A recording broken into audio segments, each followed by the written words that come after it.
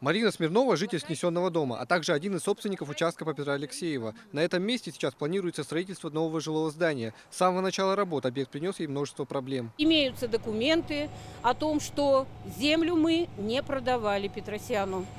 Как он стал собственником земли, мне это просто непонятно.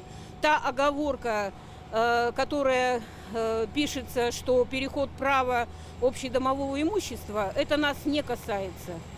Наше общедомовое имущество имеет зарегистрированный кадастровый номер. Публичные слушания о правомерности строительства дома собрали полный зал неравнодушных граждан, а также представителей городских структур. По мнению жителей, которые вступили в долевое строительство, останавливать стройку нельзя. 12-этажный дом может решить проблему нехватки жилья. У Анатолия Гейнерова многодетная семья, которая давно мечтала о новой квартире. 6 детьми, из них 2 имеют квартиры, 4 нет. Я за то, чтобы дали разрешение, чтобы народ посмотрел настоящий красивый город. А город у нас будет все равно 12-14 разные дома будут. С недавних пор экспертиза проектов может проходить проверку в частных организациях, чем и воспользовался застройщик, утвердив документы у специалистов одной из московских компаний. Однако жители близлежащих домов обратились в прокуратуру с тем, что разрешение было выдано незаконно. Именно жители обнаружили факт того, что эксперты, предъявившие положительное заключение негосударственной экспертизы,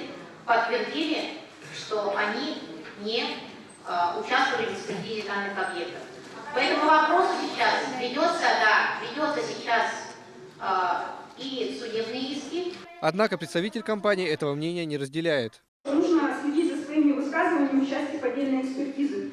Мы живем в правовом государстве, и пока суд не признал, что наша экспертиза поддельная, она таковой не является.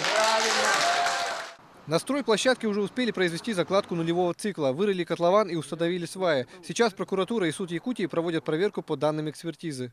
На сегодняшний день строительство здания было приостановлено. Основная часть тяжелой техники была выведена с участка, а сама территория опечатана. Лишь по итогам суда можно будет утверждать, кто же прав в этой истории. Футон Лариса, Роберт Набиев, Вести, Якутск.